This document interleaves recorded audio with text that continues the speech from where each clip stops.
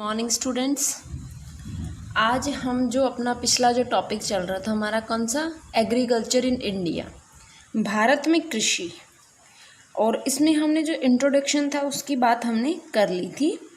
अब जो नेक्स्ट जो आगे आता है कि भारत के अंदर जो इंडिया है उसमें कौन कौन सी खेती कहाँ कहाँ पर की जाती है, ठीक है, इन सब के बारे में हम देखेंगे। अभी तक जितनी भी बातें थी वो हम लोगों ने डिटेल से डिस्कस की। उसके अलावा मैंने आप लोगों को एक काम दिया था कि आपको बुक से भी जो है फैक्टर्स हो गए, ठीक है, प्रभावित करने वाले जितने भी कारक हैं वो, उनकी प्रॉब्लम्स, उनके सॉल्यूशंस, उन सबको बुक से पढ़ने के लिए आप लोगों को कहा था, ठीक है। तो मुझे उम्मीद है कि आप लोग वो वाला काम भी साथ साथ कर रहे होंगे, ठीक। अब हम बात करेंगे इसमें, क्योंकि देखो फैक्ट क्या है, फैक्ट बदलते रहते हैं और ये चीज़ें क्या है, समझाने की है कि कौन सी फसल कहाँ है, कहाँ कितनी उगाई जाती है, क्या क्या उसके लिए टेम्परेचर चाहिए, ये सब। अब मैं आपको ये बोल दूं कि भाई उसको प्रभावित करने वाले कारक या फिर मतलब बहुत सारे जैसे योजनाएं हैं, योजनाओं में समझाने का इतना ज़्यादा कुछ होता नहीं है, ठीक है। जो भी गवर्नमेंट पॉलिसीज़ बनाती है वो एज इट इज़ आपको पढ़नी है, ठीक है। तो इसमें क्या होता है कि हमारा थोड़ा टाइम भी कंज्यूम होगा, टाइम बचेगा हमारा, और उसके अलावा जो है इन जो टाइम बचेगा इसमें हम और चीज़ों को बेहतर तरीके से कर पाएंगे।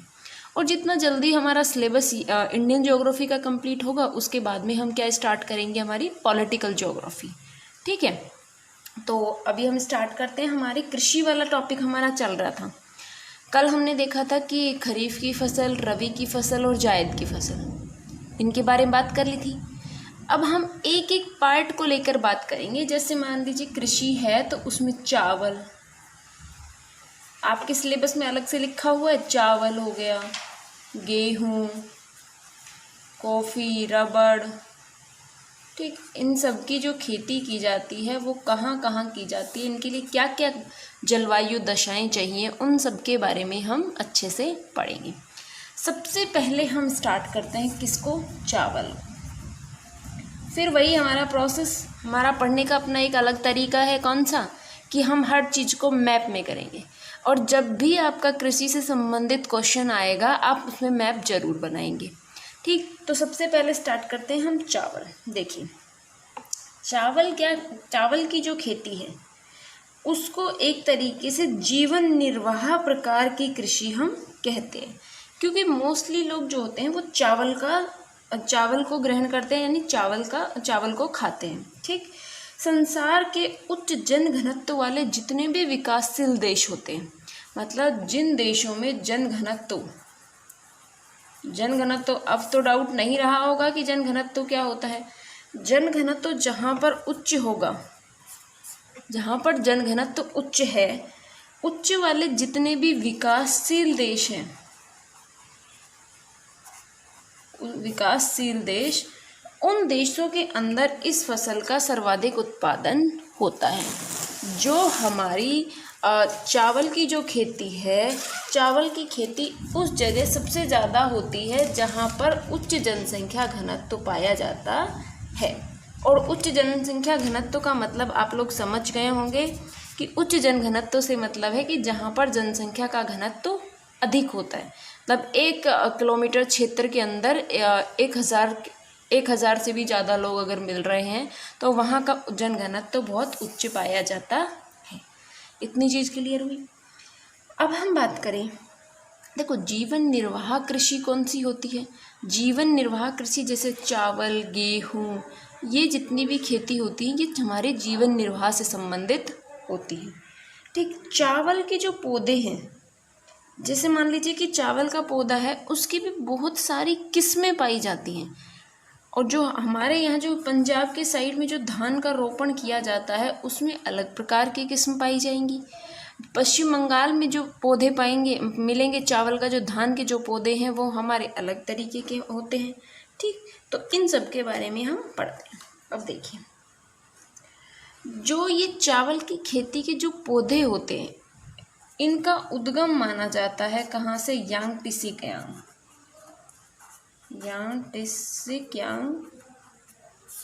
नदी घाटी को माना जाता है, ठीक।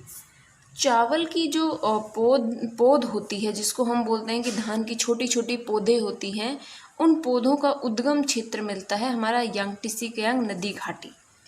यहाँ पर क्या होता है कि यहाँ पर सबसे ज़्यादा चावल के पौध उगाए जाते हैं, क्योंकि यहाँ पूरे टाइम जो है जल की मात्रा सर्वाधिक रूप में पाई जाती है। देखिए, भारत में जहाँ भी 100 सेंटीमीटर, अब जलवायु या इसके लिए क्लाइमेटिक कंडीशन की बात करें तो जहाँ भी 100 सेंटीमीटर की समवर्षा रेखा मिलेगी, समवर्षा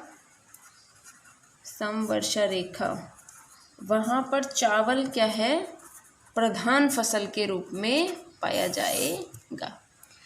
जहाँ पर भी पूरे भारत में आप देख लीजिए, जहाँ भी 100 सेंटीमीटर से अधिक समवर्षा रेखा या 100 सेंटीमीटर से अधिक वर्षा मिलेगी, वहाँ पर चावल की खेती सर्वाधिक होती है। ठीक, अब क्या है, चावल और जो गेहूँ होते हैं ना, ये हमारा महान जो है, एक तरीके से बात करें, हमारी प्रधान फसलें होती हैं। लोग सर्वाधिक इन्हीं का सेवन करते हैं। ठीक है, चावल क्योंकि एक खाद्यान्न फसल के रूप में हमारे सामने होती है, तो इसका उत्पादन भी बड़ी मात्रा में किया जाता है।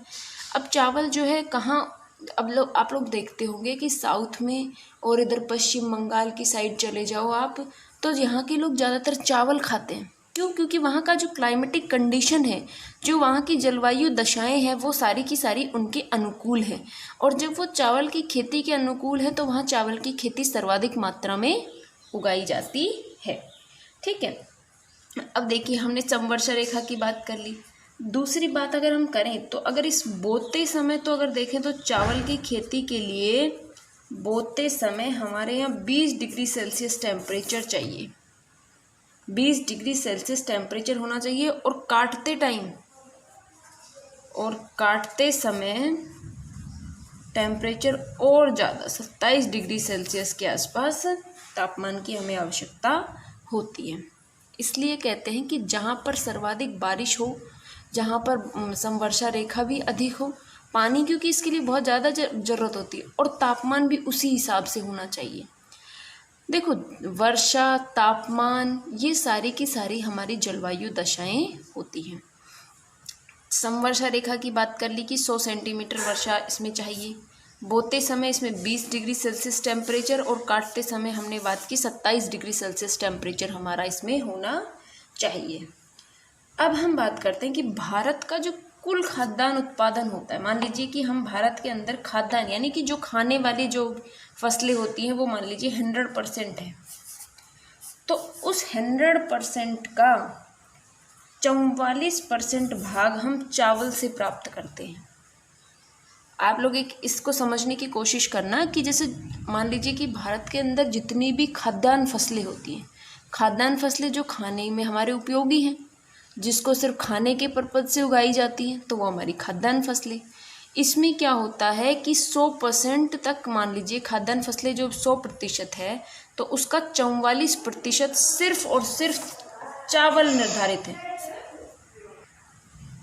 ठीक है, तो इतनी चीज़ें समझ में आई। अब हम बात करते हैं कि जो चावल की खेती होती है, इसको भारत में किन किन नामों से जाना जाता है। देखो, आपके एग्ज़ाम में स्पेसिफिक आ जाता है कि भारत में चावल की कृषि का वितरण, गेहूं की कृषि का वितरण, इस टाइप के क्वेश्चंस आपके एग्ज़ाम में आए हुए हैं, तो आपको उसी हिसाब से अपना जो आंसर है वो तैयार करना है। ठीक, तो इसमें हमने बात कर ली किसकी, चावल की खेती की हम बात कर रहे थे, और अब हम बात करते हैं इसके स्थानीय नामों के बारे में। देखिए, स्थानीय नाम, देखिए पश्चिम बंगाल के अंदर क्योंकि क्या होता है, चावल की खेती सर्वाधिक मात्रा में होती है, इसलिए चावल की 3 उपज पश्चिम बंगाल में मिलती है, और उनके स्थानीय नाम अलग अलग हैं। देखिए, स्थानीय नाम में आप कंफ्यूज नहीं होंगे, क्योंकि बहुत सारे जो आप लोग क्योंकि MA फाइनल में हैं अभी, और जब आप नेट का एग्ज़ाम देंगे तो इनके स्थानीय नाम पूछे जाते हैं। ठीक, स्थानीय नाम में जो पश्चिम बंगाल के अंदर जो चावल की खेती होती है उसमें 3 नाम होते हैं। देखो, ओस, अमन और बोडो, ये 3 किस्में हैं जो चावल की हैं अलग अलग, और जो पश्चिम बंगाल में इनका स्थानीय नाम इस रूप में जाना जाता है। फिर हम अगर बिहार की बात करें ये सारे के सारे जो राज्य हैं आपस में एक दूसरे से लगे हुए हैं, सटे हुए हैं, तो इनके अंदर भी वही सारी कंडीशंस समान रूप से पाई जाएंगी। बिहार की अगर बात करें तो मदोही, ठीक, उसके बाद में अहगनी, ये आपको रटना ही पड़ेगा, इनका कोई अल्टरनेट नहीं है। फिर हम असम की बात करें, असम में जो चावल की खेती होती है उसमें ओस और बोडो, ठीक।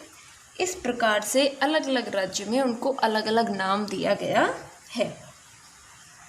जो ये अलग अलग नाम दिए जाते हैं ना, ये इनकी जो उपज होती है यानी जो उनकी किस्म होती है ना, एक हम लोग बात करते हैं ना, अलग अलग किस्म के चावल मिलते हैं, उनके आधार पर इनका निर्धारण किया जाता है।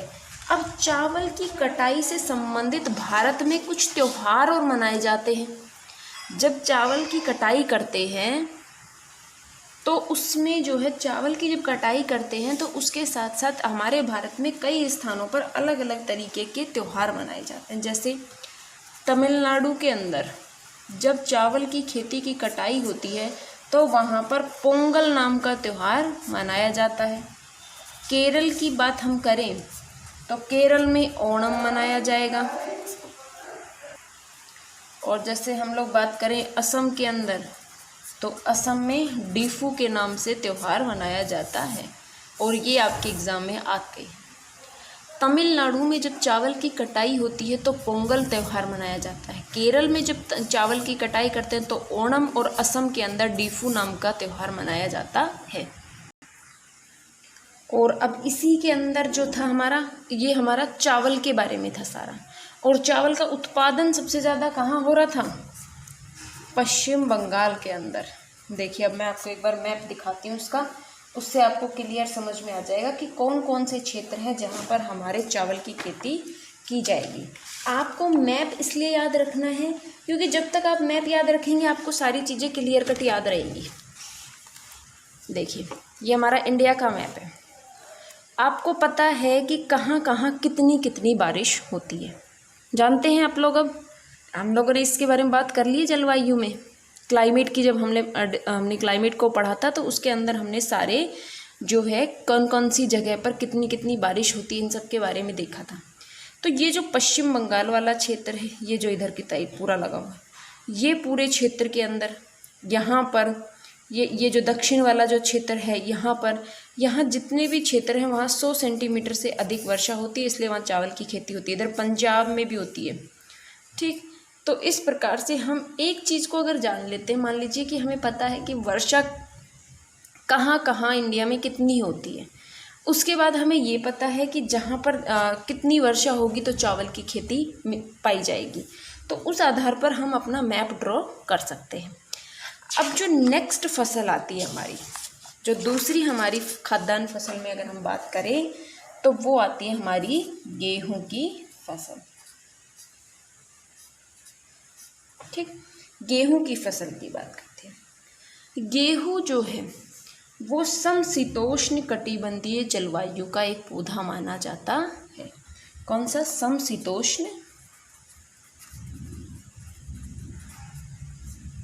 समशीतोष्ण कटिबंधीय,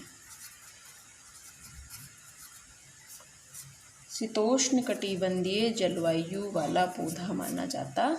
कौन सा? गेहूं जो है वो समशीतोष्ण कटिबंधीय जलवायु का पौधा माना जाता है।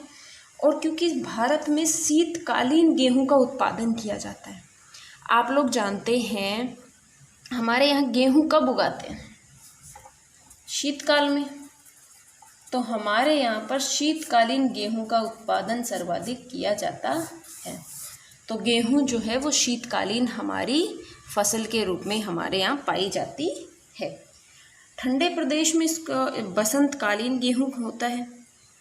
जैसे देखिए मैं आप लोगों को क्लियर एक चीज़ समझा दूं कि जो गेहूं की जो खेती है, मान लीजिए हमारे यहाँ देखिए जो ये वाला जो इतना पार्ट है पूरा, ये पंजाब तक यहाँ तक, ये पूरे क्षेत्र में तो क्या है हमारे यहाँ पर शीतकालीन गेहूं उगाया जाता है। शीतकालीन गेहूं मतलब सर्दियों में गेहूं की खेती की जाती है। अब हम सर्दियों में उगाएंगे इसको अक्टूबर के आसपास, और उसके बाद में वही मार्च अप्रैल में इसकी कटाई होगी। होता है कि नहीं होता है? यही रूटीन अपने यहाँ चलता है। लेकिन जो ये जम्मू कश्मीर वाला जो क्षेत्र है जहाँ पर ठंडा एरिया है, जो ये ठंडे प्रदेश हैं, ठंडे प्रदेशों में बसंतकालीन गेहूँ होता है। मतलब जनवरी के आसपास गेहूँ उगाया जाता है और उसके बाद में जून जुलाई के आसपास उस गेहूँ को काटा जाता है। उसका एक रीज़न है कि जब बसंतकालीन आता है तो यहाँ पर बर्फ़ थोड़ी थोड़ी सी पिघलने लगती है, और जब बर्फ़ पिघलती है तो उस हिसाब से यहाँ पर खेती की जा सकती है, क्योंकि वहाँ पर जो एनवायरनमेंट है, जो क्लाइमेटिक कंडीशंस है, वो इस हिसाब से डेवलप होती हैं कि बसंत काल में ही यहाँ पर ठंडे प्रदेशों में गेहूँ की खेती की जा सकती है। अब इसके लिए हम वर्षा की बात करें कि गेहूँ के लिए अगर वर्षा की बात करें तो कितनी वर्षा इसमें चाहिए। देखिए 70 से 110 सेंटीमीटर तक की वर्षा इसमें होनी चाहिए। हमने बात की कि चावल की खेती के लिए हमें कितनी वर्षा चाहिए थी, 100 सेंटीमीटर से अधिक वर्षा। गेहूं की खेती की बात करें तो 70 से 110 सेंटीमीटर तक की वर्षा में ही इसमें काम हो जाता है। औसत वर्षा इतनी होनी चाहिए। जैसे गंगा के मैदान में गेहूं प्रधान जो है फसल के रूप में माने जाते हैं। गंगा का मैदान हम पढ़ चुके हैं ना, गंगा के मैदान में इतनी वर्षा होती है, इसलिए वहाँ पर गेहूं सर्वाधिक मात्रा में पाया जाता है। और गेहूं हमारी दूसरी खाद्यान्न फसल है, दूसरी खाद्यान्न फसल के रूप में मानी जाती है। पहली खाद्यान्न फसल कौन सी थी हमारी? चावल। ठीक, अब इसके अंदर भी गेहूं की जो दो तरीके का गेहूं होता है, एक होता है हमारा कठोर गेहूं, एक होता है मुलायम गेहूं। गेहूं देखिए, कठोर जो गेहूं होता है, जैसे आपका ब्रेड बनता है, केक, इन सब जो बनता है वो हमारे कठोर गेहूं से बनता है। और जो बिस्किट बनते हैं उनके लिए हमारे यहाँ मुलायम गेहूं का यूज़ किया जाता है। ठीक, इतनी चीज़ों में कोई दिक्कत कि भाई जो एक तरीके कठोर गेहूं होता है, एक मुलायम गेहूं होता है। जो कठोर गेहूं होता है वो तो हमारे किस चीज़ के लिए? केक और ब्रेड बनाने के काम आता है। ठीक, केक बनाने के लिए। और जो ये वाला मुलायम जो गेहूं होता है, ये हमारा बिस्किट बनाने के काम हमारे आता है। इतनी चीज़ों में कोई दिक्कत है आप लोगों को? अब देखिए, भारत में दो प्रकार का गेहूं उत्पादित होता है। एक होता है उत्तर भारत का मैदानी भाग का गेहूं, और एक होता है हमारे दक्षिण भारत का गेहूं।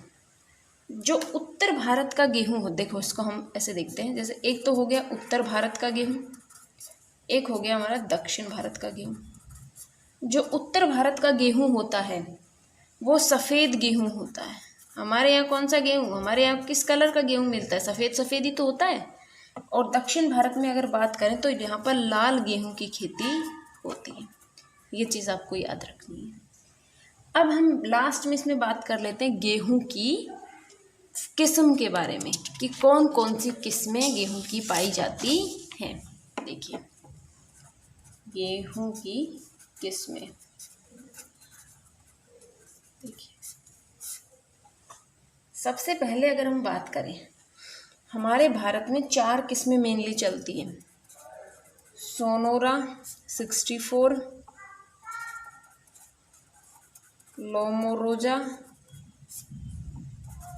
उसके बाद आता है कल्याण, फिर आता है नेपाल। ये 4 किस्में हैं हमारे यहाँ पर जो गेहूं की पाई जाती हैं। और इसके लिए देखिए, अभी तक हमने चावल और गेहूं की खेती की बात की। हमने बात करी कि चावल की खेती के लिए कौन कौन सी किस्में होती हैं, कैसे कैसे वो अपना काम करती हैं। फिर हमने की बात की गेहूं की खेती की। तो गेहूं की खेती में हमारी, क्योंकि गेहूं समशीतोष्ण कटिबंधीय जलवायु का पौधा है, शीतकालीन गेहूं हमारे यहाँ होता है। उसके बाद हम बात करें तो जो ठंडे क्षेत्र है वहाँ पर हमारे कौन से गेहूं होते हैं? बसंतकालीन गेहूं का उत्पादन होता है। वर्षा 70 से 110 सेंटीमीटर तक होनी चाहिए। दूसरी खाद्यान्न फसल के रूप में ये जानी जाती है। इसमें 2 गेहूं होते हैं, कठोर गेहूं और मुलायम गेहूं। उत्तर भारत का जो सफ़ेद गेहूं होता है, दक्षिण भारत का लाल गेहूं होता है। उसके बाद हमने बात करी गेहूं की किस्में, तो वो 4 सोनोरा, लोमोरोजा, कल्याण और नेपाल। ये 4 किस्में होती हैं जो गेहूं की यहाँ पर पाई जाती है। उसके बाद इसमें एक चीज़ रह गई, हमारे यहाँ पर तापमान कितना इसमें पाया जाएगा।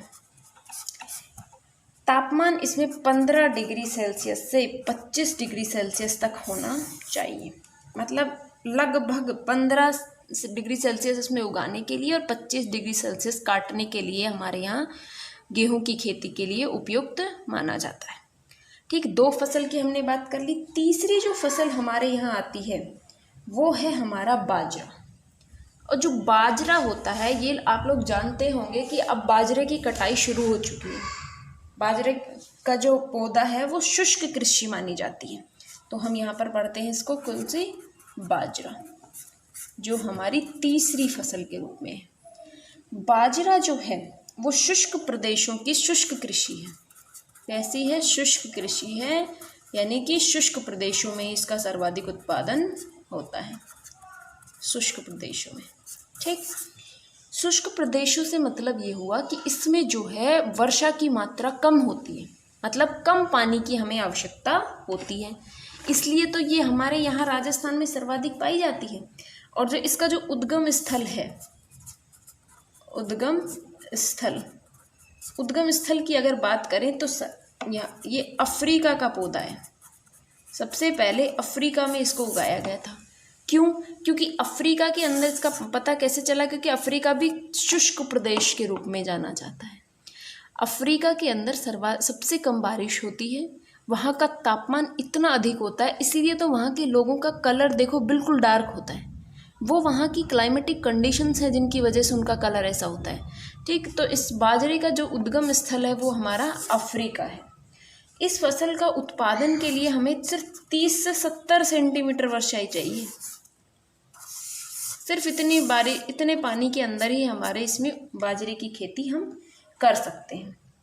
देखिए, अब अगर हम बात करें कि इसके लिए तापमान कितना चाहिए, तापमान की अगर हम बात करते हैं तो 30 डिग्री से 32 डिग्री सेल्सियस टेम्परेचर, आप लोग अंदाज़ा लगाइए कि कितना अधिक तापमान इसके लिए उगाने के लिए चाहिए। और काटते हैं तब हम इसमें 15 डिग्री से 17 डिग्री सेल्सियस टेम्परेचर की हमें आवश्यकता होती है। इतनी चीज़ों में कोई दिक्कत। उसके अलावा हम बात करें तो बाजरा अब सब आपको पता चल गया शुष्क कृषि है, शुष्क प्रदेशों में, तो कौन से क्षेत्र में मिलेगी, पश्चिम भारत के अंदर इसका उत्पादन किया जाएगा। आपको सिर्फ अंदाज़ा लगाते हुए चलना है कि जो कंडीशंस बन रही है वो कंडीशन हमारे इंडिया में कौन से स्थान पर बनती है, और जहाँ उस तरीके की कंडीशन आपको बनती हुई नज़र आएगी वहीं पर इसका उत्पादन सर्वाधिक रूप में होगा। तो बाजरे की खेती शुष्क कृषि है, शुष्क प्रदेशों में उगाया जाता है। उद्गम स्थल इसका अफ्रीका से माना जाता है। 30 से 70 सेंटीमीटर वर्षा चाहिए इसके लिए। तापमान उगाते समय 30 से 32 डिग्री सेल्सियस और काटते समय 15 से 17 डिग्री सेल्सियस टेम्परेचर चाहिए। और जो इसका उत्पादन क्षेत्र है वो हमारा पश्चिमी भारत का पूरा क्षेत्र माना जाएगा। ठीक है, उसके अलावा अभी तक हमने कितनी बात कर ली, गेहूँ, चावल और बाजरे की खेती की हमने बात कर ली।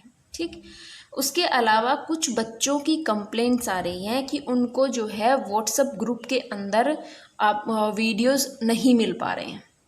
हो सकता है कोई भी रीज़न हो कि वो या तो ग्रुप छोड़ देते हैं या फिर कुछ भी हो जाता है कि क्योंकि सब लोग गांव में रहते हैं, नेटवर्क नहीं आता है तो उनके पास वो चीज़ नहीं पहुंच पा रही है। तो मैं आप लोगों को बता दूं कि जो मेरा ग्रुप है, जो मेरा एक यूट्यूब चैनल है अपना, कौन सा, LR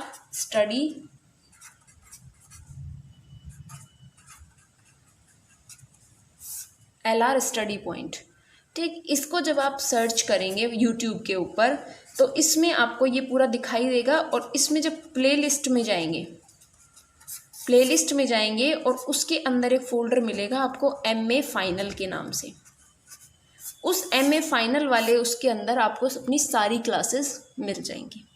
और अगर आपको रेगुलर ये क्लासेस जो है इनका जो है नोटिफिकेशन आपको मिलता रहे तो इसका जो नीचे है, जब आप वीडियो खोलते हैं तो उसके नीचे आपको सब्सक्राइब करके एक मिलेगा बटन, तो सब्सक्राइब कर लीजिए आप उसको। उसके साइड में एक बेल आइकन बना होगा जो बेल की घंटी जैसा आकार होगा, उसको आप क्लिक करेंगे तो आपको डेली जब भी आपको यूट्यूब पे क्लास डलेगी आपको डायरेक्ट नोटिफिकेशन मिल जाएगा। तो उसमें क्या है कि अगर आप व्हाट्सएप ग्रुप में भी मान लीजिए नहीं देख पा रहे हैं तो आप डायरेक्ट जाके इस पर देख लीजिए। और इसके ऊपर जो है क्लासेस में मॉर्निंग में ही 6 बजे के आसपास ही जो है मेरे यूट्यूब चैनल पे डेली सुबह मॉर्निंग में इसमें क्लासेस डल जाती है। ठीक है, तो आप लोग ये कर लीजिएगा। और जब भी आप लोग ये देखें तो प्लीज़ सब्सक्राइब कीजिए और उसके बेल आइकन को ज़रूर प्रेस करना, ताकि आपको टाइम टू टाइम सारे नोटिफिकेशन मिलते रहें। ठीक है, और आज की क्लास में बस इतना ही, बाकी का हम कल की क्लास में देखेंगे। धन्यवाद।